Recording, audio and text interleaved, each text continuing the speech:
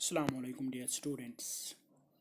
آج ہم پڑھ رہے ہیں ایک lesson for God sake hold thy tongue. اس کے ہم نے آلریڈی 3 لیکچرز پڑھی ہے. آج ہم اس کا جو کنکلوڈنگ پیج ہے، پیج نمبر 28، وہ پڑھیں گے. لیکن اس سے پہلے ان شارٹ میں بتاؤں گا کہ this lesson is about back biting. غیبت کے بارے میں ہے، اور غیبت کے بارے میں قرآن کیا کہتا ہے، احادیث کیا کہتے ہیں. جو باقی ریلیجس بکس ہے جیسے بائبل ہے، گیتا ہے، دس گرو گرنتھ صاحب ہے، اور جو اس کے علاوہ جو ہم نے رابع سائمن کا جو واقعہ بھی ہم نے پڑھا کہ کس طرح انہوں نے ایک دن اپنے نوکر کو کہا کہ کوئی اچھی چیز بازار سے لاؤ، تو انہوں نے ایک ٹنگ لائی. دوسرے دن اس نے اپنے نوکر سے کہا کہ کوئی بری چیز لاؤ جس میں مزہ نہ ہو، تو انہوں نے اس وقت بھی ایک ٹنگ ہی لائی. جب اس نے وجہ پوچھی تو اس نوکر نے جواب دیا کہ دنیا میں سب سے اچھی چیز ایک اچھی زبان ہے، اور سب سے بری چیز ایک بری زبان ہے. Now let us read page number 28.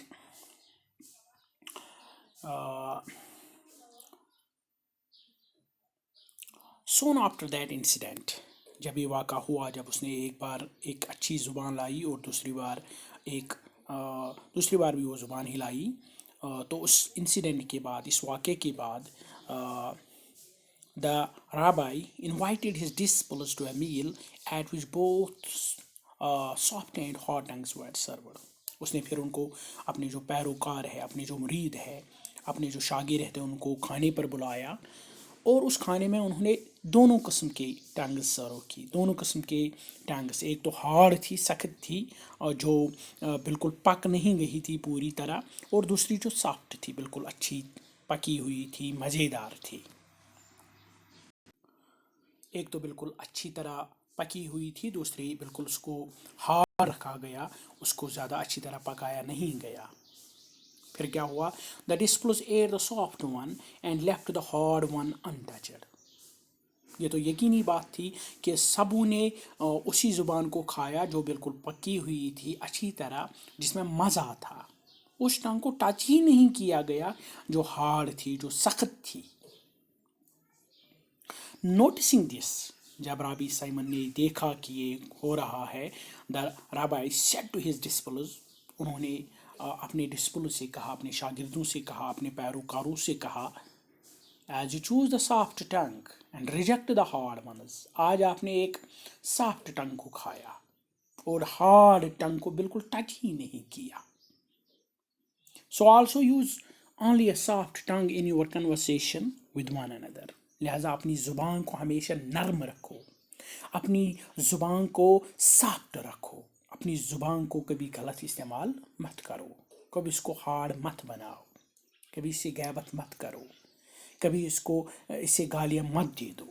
اپنی زبان کو نرم رکھو، اور یہی آپ کے لیے فائدہ مند ہے. ایسے کھانے کا طریقہ تھا کہ کس طرح انہوں نے موقع دیکھ کر اپنے شاگردوں کو یہ بات سمجھا دی. Now آگے in this context a quotation by Quarles is worth mentioning. ایک اور کوٹ، ایک اور بات، ایک اور بالکل جو عام بات ہے، جو مشہور بات ہے، کوٹیشن کارلز کی مشہور ہے. کارلز ایک ریلیجس پوئٹ تھا انگلینڈ کا، بہت ہی فیمس ریلیجس پوئٹ تھا. وہ کہتا ہے give not thy tongue to great liberty. اپنی زبان کو زیادہ آزادی مت دے دو.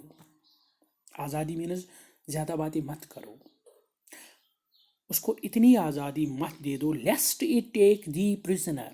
اگر آپ نے اس کو زیادہ آزادی دے دی تو یہ آپ کو کبھی مصیبت میں پھنسائے گی. جتنا آپ اپنی زبان کو قابو میں رکھو گے اتنا آپ کے لیے بہتر ہے. جتنی باتیں آپ کم کرو گے اتنا آپ کے لیے بہتر ہے. give not thy means your tongue to great liberty. اپنی زبان کو آزاد مت چھوڑ دو، اس کو لگام دے دو. lest it take thee means you prisoner. یہ آپ کو قیدی بنائے گا. ہیئر اٹ مینز یہ آپ کو کسی مصیبت میں پھنسائے گا، کیونکہ انسان جب زیادہ باتیں کرتا ہے تو زیادہ غلطیاں ہوتی ہے اور آخر میں وہ مصیبت میں پھنس جاتا ہے. A word unspoken is like the sword in the scabbard. Thine. جب تک آپ کی زبان بند ہے، جب تک آپ اپنا منہ بند رکھو گے، یہ بالکل اسی طرح ہے کہ تلوار آپ کے سکیبرڈ میں ہے. سکیبرڈ آپ نے دیکھا ہوگا جس میں وہ تلوار لٹکتی ہے، یہ میٹل کا بنا ہوتا ہے یا لیدر کا بنا ہوتا ہے، اس کو نیام کہتے ہیں اردو میں، اسی میں یہ بند ہوتی ہے. لیکن جب تلوار نکلتی ہے وہاں سے تو وہ نقصان پہنچاتی ہے. جب تک وہ اپنی اس سکیبرڈ میں بند ہوتی ہے تب تک بالکل سیف ہے. اسی طرح جب تک آپ کی زبان خاموش ہے آپ سیف ہو، لیکن جو ہی آپ کی زبان چلتی ہے، غلطیاں ہوتی ہے، انسان مصیبت میں پھنس جاتا ہے. If when we take it out، جب اس کو باہر نکالا جاتا ہے، thy word is in another's hand، پھر آپ کی زبان چلتی ہے، آپ بولتے ہو، وہ بات دوسرا سنتا ہے. if though desire to be held wise، لہذا اگر آپ دانا بننا چاہتے ہو تو کیا کرنا ہے؟ be so wise as to hold thy tongue، اپنی زبان کو قابو میں رکھو، خاموش رہو. دانا انسان وہ ہے جو اپنی زبان کو قابو میں رکھے، اس کو کھلا نہ چھوڑے، باتیں کم کرے، لہذا وہی انسان کے لیے بہتر ہے. One should as such always remember this important lesson so that we may refrain from the malice of scandal mongering and backbiting. لہذا ہمیں یہ بات ذہن میں رکھنی چاہیے کہ ہمیں اپنے آپ کو روکنا ہے اسکینڈل مونگرنگ سے بھی، بیک بائٹنگ سے بھی، جو بہت ہی برے اعمال ہے. میلس مینز تکلیف دینا، کسی کو کسی تکلیف دہ باتیں ہوتی ہے، تکلیف دہ گناہ ہے یہ دونوں. refrain from the malice of scandal mongering and backbiting. Moreover, we should always recite this important prayer. اور ہمیں اکثر یہ دعا پڑھنی چاہیے، بار بار یہ دعا پڑھنی چاہیے. کیا دعا؟ مائی گاڈ، اے میرے اللہ، اے میرے خدا، گاڈ مائی ٹنگ، میری زبان کی حفاظت کر، فرام ایول، تاکہ یہ برائی نہ کرے، تاکہ اس سے کوئی غلطی نہ ہو جائے. And my lips from speaking deceit, اور میرے ہونٹوں کی بھی حفاظت کر تاکہ اس سے کسی کو دھوکہ نہ لگے، تاکہ یہ کوئی کسی کو دھوکہ نہ دے، یا تاکہ یہ کسی کو گالی نہ دے، تاکہ یہ کسی کو بدنام نہ کرے. Be my soul silent to those who reproach me. مجھے صبر عطا کر تاکہ جو اگر کوئی مجھے کرٹیسائز بھی کرے، ریپروچ کرے، کرٹیسائز کرے، میں خاموش رہوں. Be my soul humble to all as the dust. میری روح، میری سول بالکل خاموش رہے، بالکل ہمبل رہے، بالکل نرم رہے، جس طرح زمین نرم ہوتی ہے. ہم کچھ بھی اس میں ڈالیں، یہ کبھی کمپلینٹ نہیں کرتی ہے، یہ شکایت نہیں کرتی ہے، یہ ہمیں گالی نہیں دیتی ہے، مٹی کی طرح نرم.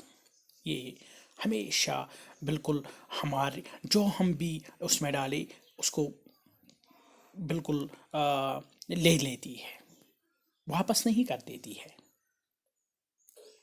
اے خدا میرے ہونٹوں، میرے زبان کی حفاظت کر تاکہ اس سے کسی کو دھوکہ نہ لگے. جو مجھے کرٹیسائز کرے، جو میری غیبت کرے، جو مجھے گالیاں دے، میں ان پر صبر کروں، بالکل اسی طرح جس طرح زمین صبر کرتی ہے، جس طرح ڈسٹ صبر کرتا ہے. آمین آمین. لاسٹ میں بولتے ہیں مے گاڈ، یہ خدا کرے کہ یہ دعا قبول ہو. آمین. یہ تھی this lesson for God sake hold the tongue, غیبت کے بارے میں. اس لیسن سے ہمیں یہی سبق ملتا ہے کہ ہمیں اپنی زبان کو قابو میں رکھنا چاہیے، کسی کی غیبت نہیں کرنی چاہیے، کسی کو برا بھلا نہیں کرنا چاہیے، اور ہمیشہ زبان کو اچھی طرح استعمال کرنا چاہیے. اور ایک کہاوت جو مشہور ہے، پہلے تولو پھر بولو، ہمیں بات تولنی چاہیے پھر بولنی چاہیے، بغیر سمجھے کچھ نہیں کہنا چاہیے. Inshallah, tomorrow we will discuss it as textual questions. Till that, goodbye.